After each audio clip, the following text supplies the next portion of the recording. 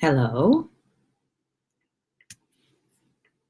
Hi, it's Terry Joe. I'm live on Facebook and hoping some of you will join me, but I'm going to go ahead and talk anyway. Hi Trace, I wanted to share that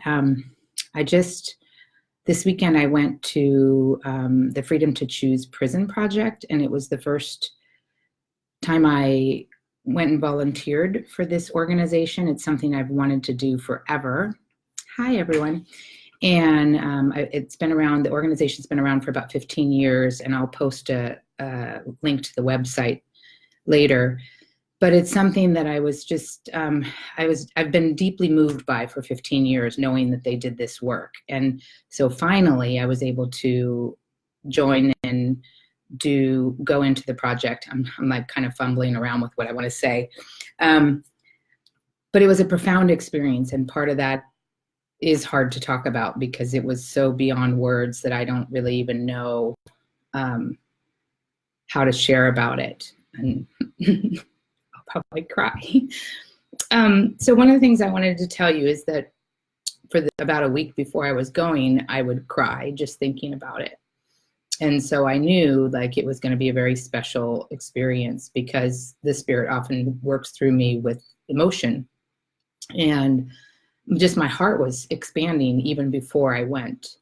And this is a men's prison called Valley State Prison. It's up in Madera, California, which is near Fresno. And I went with a dear friend. We left Friday morning and got up to the hotel Friday afternoon and basically had orientation and meetings and stuff on Friday night. And then we spent all day Saturday and all day Sunday in the prison working with these amazing men. There were 75 of us, I think about 75 of us that volunteered. And there were, I think, 250 men that participated. It was an advanced workshop. So these are men that have been doing this kind of work for, some of them have been doing it for 3 or 4 years. They have at least done one of these workshops before, most of them. There were a few men that hadn't done anything. And what can I say about it? It was just a profound experience working with them and hearing their stories, knowing, hi Joanne, knowing that this kind of work is going on the planet, that this kind of healing is happening in the prison system, that I think part of the reason why I'm so moved is that I've never felt that any human being is a throwaway, is someone who doesn't deserve to be seen and heard. And I'm very aware that anyone who hurts people has also been hurt. And so it's just really broken my heart the way our country does the prison system, the fact that it's a for-profit system, that it's systemic racism is involved in it, but that's a whole nother story. That's not what this project addresses. What it addresses is working with the men in prison to help them heal, to help them have more tools to communicate, to learn skills like forgiveness and compassion, to heal the pain of their childhood, to face the things that they've done and also find love for themselves. And so this weekend happened to be, the theme was forgiveness. And I want to share a few things that I learned in the experience. I'm having a hard time seeing because of my tears. I made a few notes. So I think one of the first things I learned, which was really just affirmed because I've learned it in my other work as well, is that forgiveness is the key to liberation. And that includes us forgiving anyone who's ever hurt us, but also forgiving ourselves for the choices that we have made and the behaviors that we have done that have hurt others. I have worked with this skill for a long time. And so in the process in the prison, we work in these things called trios, where there's a person that's sharing, a person that is facilitating, kind of helping the sharer get the, be able to share whatever the topic is. They're asking questions and things like that. And then there's a neutral observer. And so we each rotate through all three positions. So as a volunteer, I started out as the sharer, and then there was they don't really call them inmates in there, but I'm just going to call them, we don't call them that in there, we just call them the men, but I'm going to do that just to differentiate in this conversation. There's a man that's a neutral observer, and then one is a facilitator. So he's facilitating me through my own issue that I need to forgive. And I worked with a couple while I was in there over the whole weekend. One was with the person that really hurt me. I worked on forgiving that, getting to a place of forgiveness on that. And then one was my own judgment I have toward myself and toward God. I worked with that. So in each of the chairs, we're each working on something very personal and very specific to ourselves when we're the sharer. And then the facilitator is basically asking the questions and helping us go deeper into the process as the sharer. And the neutral observer is quiet and basically just listens to and holds the loving space. So it's a very sacred experience that each of us went through, and we're all on equal playing ground while we're in there. And that's also something that just really speaks to my heart, because I feel like that's part of the problem in this world, is there's this better than, less than, right, wrong duality thing that we do, and we throw people away and lock them up as if they're not human. And I know it's not the way to be our highest and best. And by the way, this doesn't mean that there's not consequences for their actions. That's not at all what I'm talking about. It's just everyone, in my opinion, deserves dignity and deserves kindness and loving. So that's basically what this program is really about. It's called The Freedom to Choose. It's based on Viktor Frankl's work. Viktor Frankl was in the concentration camps.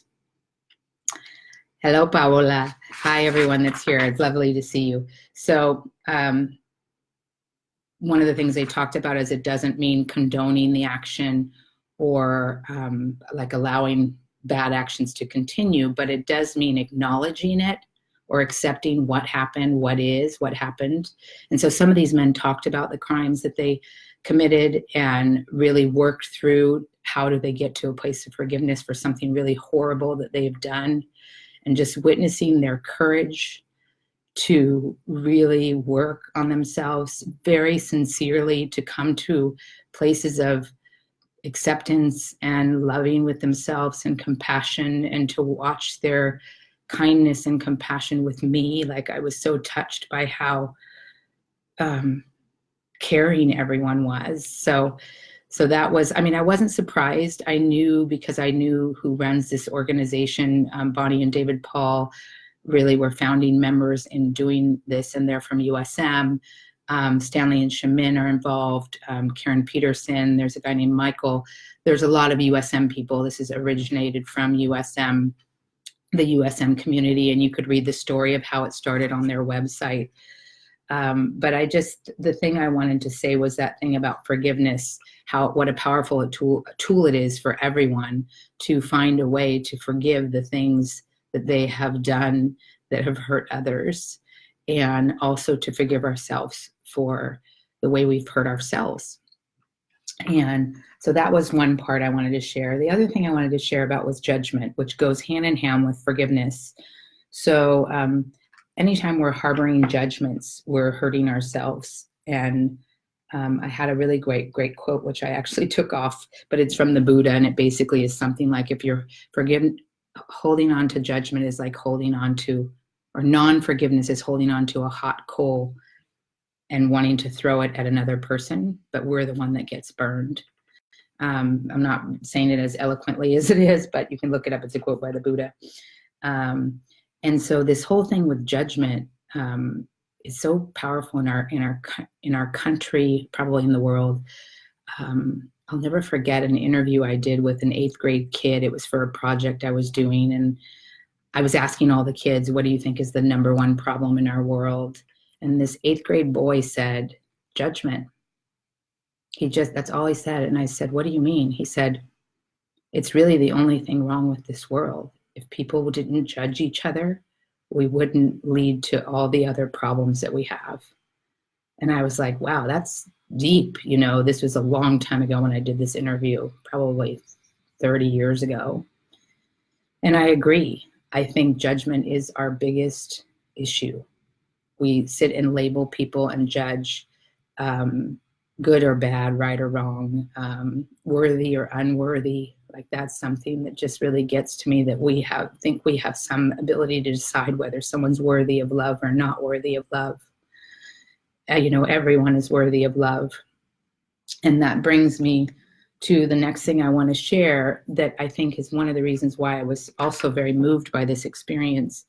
You know, I started teaching kindergarten when I was, hey, Joni, when I was, I don't know what age I was, but I started teaching kindergarten.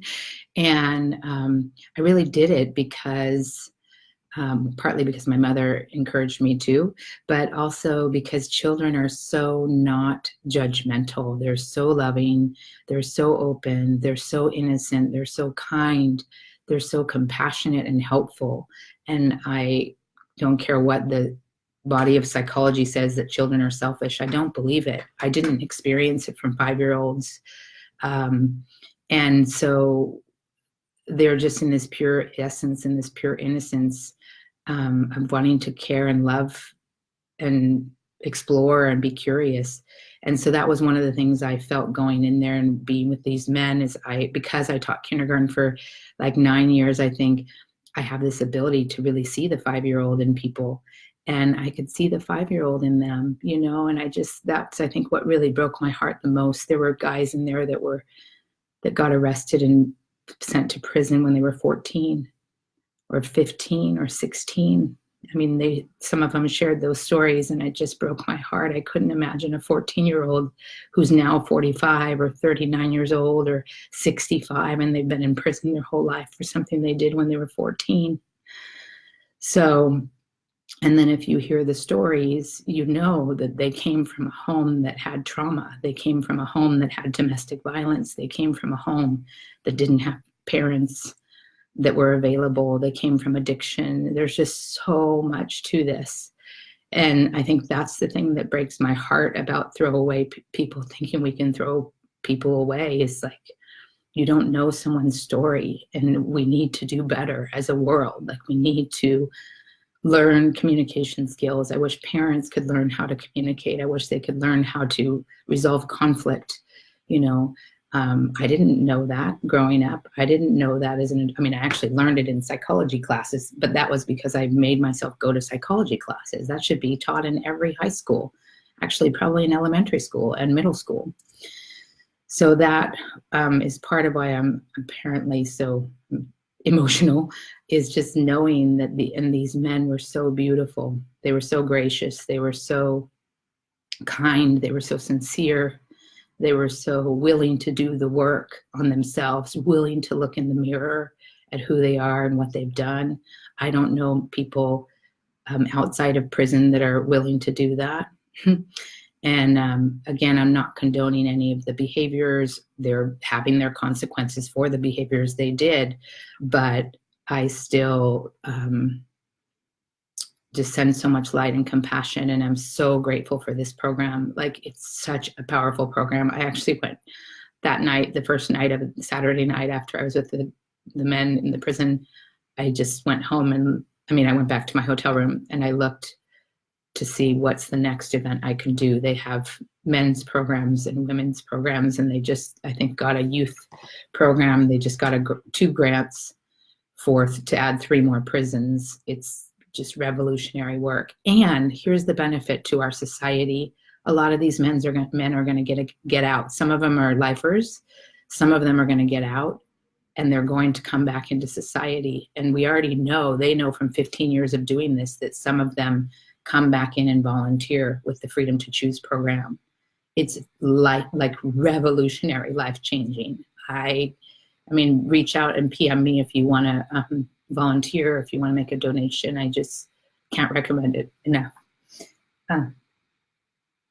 I think the last thing I want to share, well, there's two other things I wanted to share about joy. One of the activities we did was, what's our joy? So we did this work around forgiveness. It was a very deep healing work, each of us, in the room. And then we did an experience where we found what was our joy in life. And I was asking, like, what was your joy now? And what was your joy when you were a kid? Because that always is curious. I'm always curious about that with people, like what brought them joy, like a natural joy as a child. And it just was so lovely to watch these men be able to go back and remember being a child and the joy that they had in the simple things, kicking around a ball or going fishing or catching tadpoles or, those kinds of things. It's so easy to, when we really spend time thinking about what brings us joy, it's often such a simple thing. And for now, a lot of them talked about, I only worked with 3 on this particular trio, but they talked about just being in nature. Now, remember, they're in prison. So this man, just so profound what he shared. He said 3 times a day, I stop wherever I am and I look for what's beautiful. It might be the grass. It might be a bird flying by. It might be just the blue sky, but I take a breath and I let in all my sensations and I really experience that moment. And it brings me such joy. And this same man said, and he was probably in his 60s, I guess, and had been in for a while. He said, honestly, I'm the happiest I've ever been in my life, including going back to childhood, being here and doing this kind of work. And he's involved in several programs that are healing kind of programs. So it just gave me so much hope to see. And I remember there's something in the Bible, not that I'm a big Bible thumper, but it's something that Jesus said about, do this to the least of these, the least of them, which basically means serve the ones that are forgotten. And I just feel like that's what this is doing, and it's profound. And I'll leave you with a little story, and actually I'll see if you guys have any questions. Hi, everyone. Hi, Maddie. Hi, Johnny. Hi, Marco. So what I wanted to share was this story. It's my favorite children's story. I'm just going to do a little tiny version of it and probably mess it up, but it's called The Little Soul in the Sun. It's by Neale Donald Walsch. He's the one that wrote Conversations with God. I highly recommend this book. I give it to every parent that has a kid, like a baby. And basically the story goes like this. There was a little soul. He was up in heaven, and he was super exuberant, very excited, loved the light, loved everything, and just was a joyful, happy soul. And one day he got kind of bored, and he was like, hey, like, all we do around here is just hang out in the light. I want to do something different. Like, this is, okay, but I want to do something different. And so he went and talked to God about it and said, hey, like, what, can I do something else? And he's like, sure, you can learn anything you want. You can go anywhere you want. You can grow and have lessons. And he's like, really? I can. And so God's like, yeah, there's a perfect school for you. It's called Earth. And he's like, oh, great. I want to go to Earth. And so he says to him, okay, well, you have to pick what you want to learn because this is a school. So what are you going to learn about? And so the little soul thinks and thinks and thinks. And then he says, I don't know what to pick. And I'm totally messing up the story and kind of adding my own version, by the way. And he's like, well, why don't you learn the lesson of forgiveness? And he's like, okay, I'll learn about forgiveness. I'm so excited about that. And so then along comes another little soul and says, I'm going to help you. And he says, what? You're going to help me learn about forgiveness? He says, yeah, I'll help you. And he said, I'm going to go down and do something so that you can learn about forgiveness. It's going to be something really dark, though. And the little soul's like, oh my gosh, you would do that for me? You would do something to me to make me learn about forgiveness? And he says, yes. He says, why would you do that? And the other little soul says, well, because I love you and I want you to learn and be able to grow. And so he's like, oh, I'm so excited. I'm going to Earth and I'm going to learn about forgiveness. And so the little souls go down to Earth. Oh, before they go down to Earth, It's almost over, actually. The one soul that's going to help him learn about forgiveness says to him, I just have one request, and it's a tough one, but it's really important. In order for me to do this really dark, bad thing, I'm going to have to lower my vibration down to the lowest possible vibration that I could have. And I'm going to forget who I am. I'm going to have to forget that I'm the light. So in that moment, when it's the darkest moment, and I do this very bad, dark thing, please don't forget who I am. Remind me that I'm still the light. And so he's like, oh, I promise I will remind you that you're still the light. I won't forget. And then they go off and have their adventure. I love this story so much. And of course, it's told much more eloquently than I can tell it. It's called The Little Soul in the Sun. It's by Neale Donald Walsch. But obviously, you could see why I'd like it, given the story I just shared about the prison project. I feel like that's what we were doing in there, was reminding all of these men and ourselves that they are the light too. And even if they did something that was horrible, that was, terrible, taking people's lives, and there were lots of different things they did, and we can't ask them, but some of them did share when they were doing their inner work. I feel like we were there reminding them that they are worthy of love and they are the light. And that's what heals. We don't heal by judging and condemning and criticizing. We don't heal by putting each other down. We heal by loving each other back together again. We heal by giving people dignity, by listening to them, by seeing them, by valuing them. And that's what Freedom to Choose is about. And I just feel super honored that I got the experience to share my love in that and grow my heart like 10 times bigger. I mean, it may have been better than any service experience I've done, and I've done a lot of different service experiences that have been amazing, but this one just blew me away. And I'm so grateful. I'm really grateful to know that this work's going on in the world. Oh, thank you, Paola. Oh, she's so sweet. Forgiveness is so huge, Joni. It's so huge. And one of the things that I learned, and this was in the master's program I did in spiritual psychology, is we're never really forgiving the behavior, the person. We're actually, the highest level of forgiveness you can do is forgiving yourself for placing the judgment, because it's not our place to judge anyone, really. So when something happens that's a tragedy, of course we can face the situation, deal with it. There are consequences for actions that are, hurtful.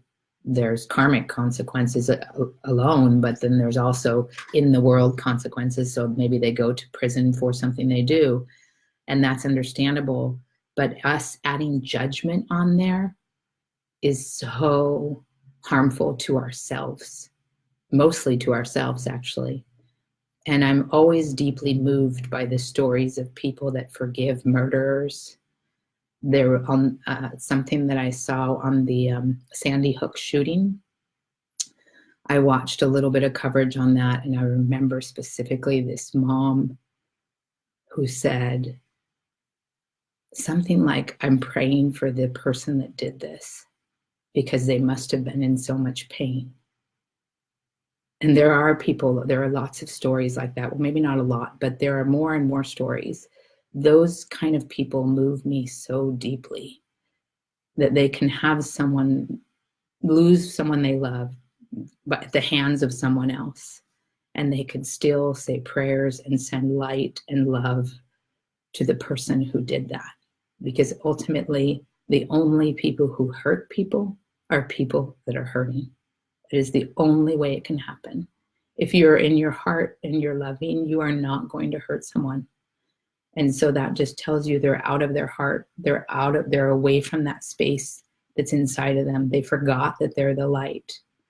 And I mean, if we can remind them, imagine not only are they spreading more joy and more heart and more love within the prison they're in, but when they get out next year, next month, 5 years from now, and they've had this kind of experience, imagine the benefit they'll be to society.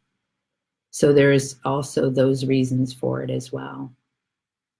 So I'm so glad you all tuned in tonight. I really had no idea I was going to cry, but and I hope I articulated the experience. It's just really hard to articulate because it was so special. Again, it's freedom to choose. I will post the website in the comments, and I'm so happy to see you all here. Please be kind to yourself and kind to each other, and volunteer for projects and programs and causes that you really believe in, because the world needs all the help it can get, especially from our hearts. So I think that's it. Much love. And I'll see you next Sunday. I'm going to try to stick to Sundays when I can. Sunday night, Facebook Lives. Love you all. Bye. Oh, wait, before I go, shoot. Did it end? Am I still on? I'm still on. Good. I want to share one more thing. It's okay to cry. Oh, thank God, Joni, because I cry about everything. I am not shy to cry. I feel like that I let it all out. I'm not going to my grave with anything left inside to emote. I have no shame in my crying. It's a bath for the soul. What I was going to tell you all is that I am doing this, I'm doing this class on the trio, which is this thing I talk to the higher self, the child self, I know, thanks, and my personality. I've been doing this practice for 9 years on and off, and I'm doing a 6-week class on it, and which is going awesome. I've decided to add a daytime class, so stay tuned because I'm going to share it on Facebook. It's going to start in October. It's October now. I think it's October 21st or something like that, but I'll post it on Facebook, so be on the lookout. I'd love to have you in the class. It's really great. It's live on Zoom. All right. Take care, everyone. Bye. Still going.